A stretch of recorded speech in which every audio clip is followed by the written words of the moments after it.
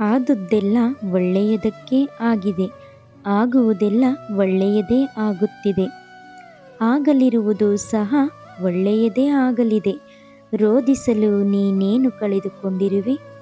ಕಳೆದುಕೊಳ್ಳಲು ನೀನು ತಂದಿರುವುದಾದರೂ ಏನು? ನಾಶವಾಗಲು ನೀನು ಮಾಡಿರುವುದಾದರೂ ಏನು? ನೀನೇನು ಪಡೆದಿದ್ದರೂ ಅದನ್ನು ಇಲ್ಲಿಂದಲೇ ಪಡೆದಿರುವೆ. ಯಾವುದು ನಿನ್ನ ಭಾಗ್ಯದಲ್ಲಿದೆಯೋ ಅದು ನಿನಗೆ ಸಿಕ್ಕೇ ತೀರುತ್ತದೆ. ಯಾವುದು ನಿನ್ನದಲ್ಲವೋ ಅದು ನೀ ಎಷ್ಟೇ ಪ್ರಯತ್ನಿಸಿದ್ದರೂ ಸಿಗಲಾರದು. ಚಿಂತೆ ಬಿಡು, ಜೀವನದಲ್ಲಿ ಬರುವುದೆಲ್ಲವ ಬಂದಂತೆ ಸ್ವೀಕರಿಸು. ನಮ್ಮ ಬದುಕೇ ಒಂದು ಹೋರಾಟ. ಈ ಹೋರಾಟದಲ್ಲಿ ನಾವು ಮಾಡುವ ಕಾರ್ಯವನ್ನು ಪ್ರಾಮಾಣಿಕವಾಗಿ ಮಾಡಬೇಕು.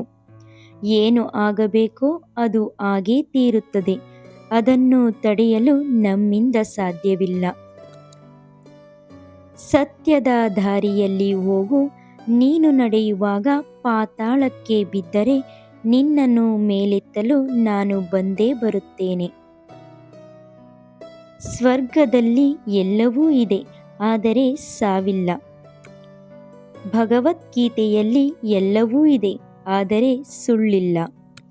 ಜಗತ್ತಿನಲ್ಲಿ ಎಲ್ಲವೂ ಇದೆ, ನೆಮ್ಮದಿ ಇಲ್ಲ. ಇವತ್ತಿನ ಎಲ್ಲ ಮಾನವರಲ್ಲಿ ಎಲ್ಲವೂ ಇದೆ, ಆದರೆ ಶಾಂತಿ ಇಲ್ಲ. ಮನಸ್ಸಿಗೆ ಮದವೇರಿದಾಗ ಸ್ಮಶಾನದಲ್ಲಿ ತಿರುಗಾಡಿ ಬರಬೇಕಂತೆ. ಏಕೆಂದರೆ ಅಲ್ಲಿ ನಾನು ನನ್ನಿಂದಲೇ ಎಂದು ಹೇಳಿದ ಎಷ್ಟೋ ಜನ ಮಣ್ಣಾಗಿರುವವರು ಕಾಣಸಿಗುತ್ತಾರೆ. ಭಗವಂತ ತಡ ಮಾಡಿದರೂ ನ್ಯಾಯ ಮಾಡುತ್ತಾನೆ, ಆದರೆ ಅನ್ಯಾಯ ಮಾಡುವುದಿಲ್ಲ. ತಡ ಆಗುವುದರ ಹಿಂದೆ ಅದ್ಭುತಗಳು ನಡೆಯುತ್ತವೆ, ಕಾದು ನೋಡಬೇಕಷ್ಟೇ. ಎಲ್ಲ ಹೇಳುತ್ತಾರೆ, ಮನುಷ್ಯ ಖಾಲಿ ಕೈಯಲ್ಲಿ ಬರುತ್ತಾನೆ, ಖಾಲಿ ಕೈಯಲ್ಲಿ ಹೋಗುತ್ತಾನೆ ಎಂದು.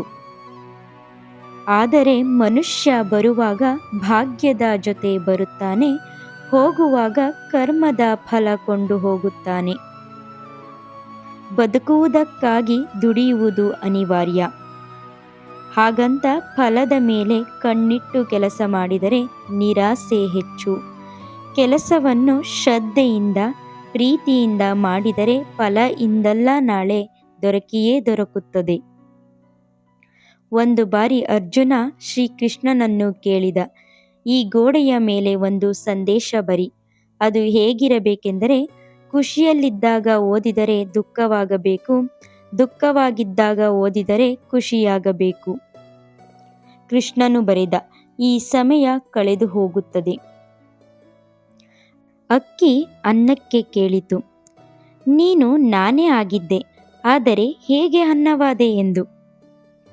ಅನ್ನ ಸುಂದರವಾಗಿ ಉತ್ತರಿಸಿತು, ನೀರು ಮತ್ತು ಬೆಂಕಿಗಳ ಸಂಪರ್ಕಕ್ಕೆ ಒಳಗಾದೆ, ಅವುಗಳ ಸಂಸ್ಕಾರದಿಂದ ಮೃದುವಾದೆ, ಮಧುರವಾದೆ.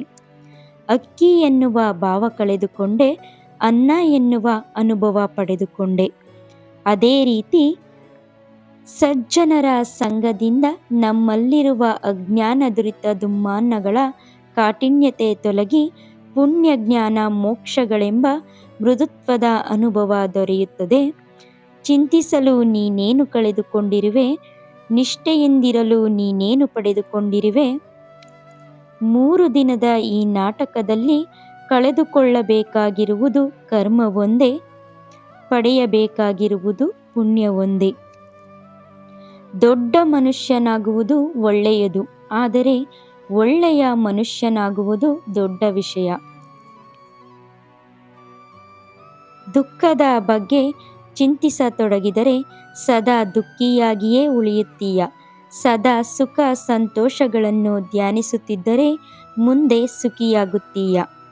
ಏಕೆಂದರೆ ಮನಸ್ಸು ಯಾವುದರ ಬಗ್ಗೆ ಹೆಚ್ಚಾಗಿ ಧ್ಯಾನಗೊಳ್ಳುವುದೋ ಅದೇ ಸಕ್ರಿಯವಾಗುವುದು. ಪರಮಾತ್ಮನಲ್ಲಿ ಏನನ್ನಾದರೂ ಬೇಡುವುದಾದರೆ ಪರಮಾತ್ಮನನ್ನೇ ಬೇಡು. ಪರಮಾತ್ಮ ನಿನ್ನವನಾದರೆ ಸರ್ವಸ್ವವೂ ನಿನ್ನದೇ. ಹೊಡೆತದ ನೋವನ್ನು ತಡೆದುಕೊಳ್ಳುವ ಶಕ್ತಿಯನ್ನು ನೀಡುವ ಭಗವಂತ ಸಮಯ ಬಂದಾಗ ತಿರುಗಿಸಿ ಹೊಡೆಯೋ ತಾಕತ್ತನ್ನು ನೀಡುತ್ತಾನೆ. ನೀವು ಪ್ರಯತ್ನಿಸುವವರೆಗೂ ನಿಮ್ಮೊಳಗಿನ ಶಕ್ತಿಯ ಅರಿವು ನಿಮಗಿರುವುದಿಲ್ಲ. ಪ್ರಯತ್ನ ನಿರಂತರವಾಗಿರಲಿ.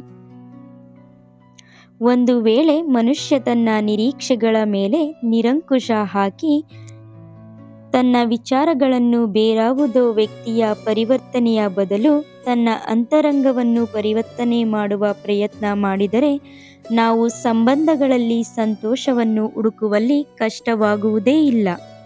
ಅರ್ಥಾತ್ ಸ್ವೀಕಾರ ಭಾವವೇ ಸಂಬಂಧದ ವಾಸ್ತವಿಕ ಅರ್ಥವಾಗುವುದು.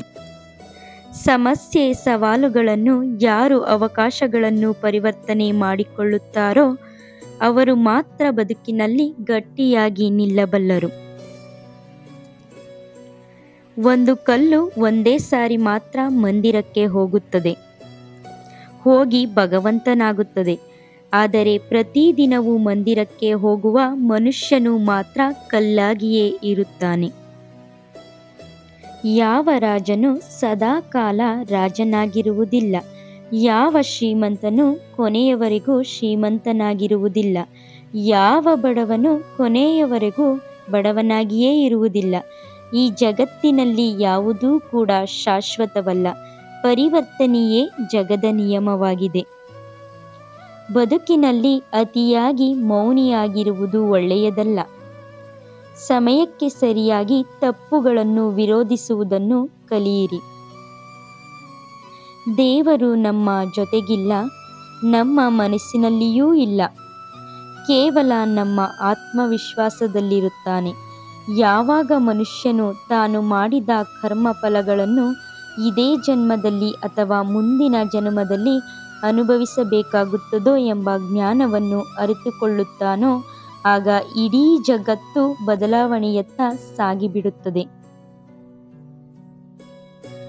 ಚರಿತ್ರೆಯಲ್ಲಿ ಗೆದ್ದವನಿಗೆ ಗೆದ್ದವನು ಎನ್ನುವ ಜಾಗವಿದೆ. ಸೋತವನಿಗೂ ಕೂಡ ಇಂಥವನೊಂದಿಗೆ ಸೆಣಸಾಡಿ ಸೋತ ಎನ್ನುವ ಜಾಗವಿದೆ. ಆದರೆ ನಿಂತುಕೊಂಡು ನೋಡುವವರಿಗೆ, ಆಡಿಕೊಂಡು ನಗುವವರಿಗೆ ಚರಿತ್ರೆಯಲ್ಲಿ ಎಲ್ಲಿಯೂ ಕೂಡ ಜಾಗವಿಲ್ಲ.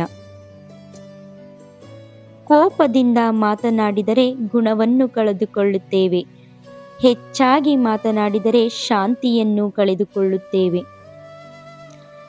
ಅನಗತ್ಯವಾಗಿ ಮಾತನಾಡಿದರೆ ಕೆಲಸವನ್ನು ಕಳೆದುಕೊಳ್ಳುತ್ತೇವೆ.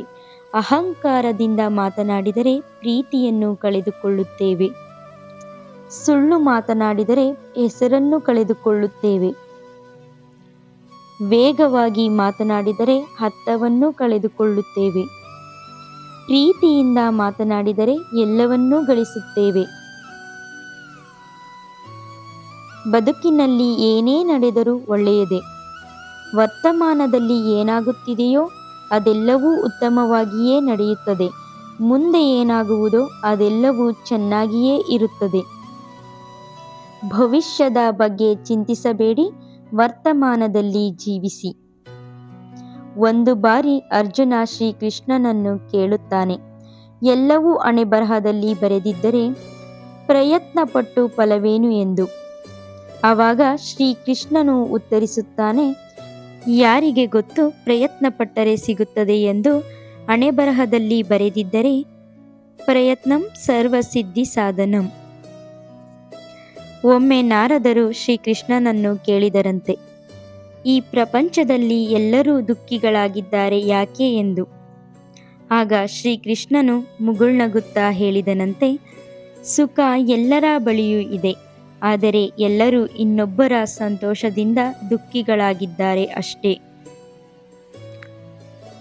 ನೆಮ್ಮದಿ ಯಾವುದೇ ವಸ್ತು ಹಣದಲ್ಲಿ ಇರುವುದಿಲ್ಲ, ನಮ್ಮ ಆಲೋಚನೆ ಮತ್ತು ಮನಸ್ಸಿನಲ್ಲಿ ಇರುತ್ತದೆ. ಕಷ್ಟಪಡದೆ ಸಿಕ್ಕ ಫಲ ಎಂದಿಗೂ ಸುಖ ಕೊಡುವುದಿಲ್ಲ. ಸುಖವನ್ನು ಕಷ್ಟಪಡುವುದರಲ್ಲಿ ಹುಡುಕಿ.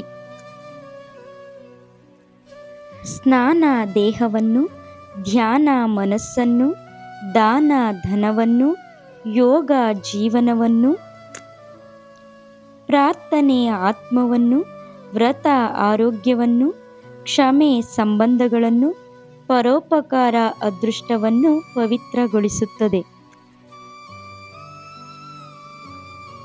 ಕೇವಲ ದೇವರನ್ನು ಪೂಜಿಸುವುದರಿಂದ ಪುಣ್ಯ ಬರುವುದಿಲ್ಲ. ಉತ್ತಮ ಬುದ್ಧಿ, ಉತ್ತಮ ಯೋಚನೆ, ಉತ್ತಮ ಕೆಲಸ, ಉತ್ತಮ ಮಾತು, ಉತ್ತಮ ವರ್ತನೆ, ಕರುಣೆ, ಅಹಿಂಸೆಯಿಂದ ಪುಣ್ಯ ಸಿಗುತ್ತದೆ. ಮುಂಬರುವ ಜನ್ಮಕ್ಕೆ ಈ ಜನ್ಮವೇ ಬುನಾದಿಯಾಗುವುದು ನಿಜ. Thank you for watching. ಎಲ್ಲರಿಗೂ ಧನ್ಯವಾದಗಳು.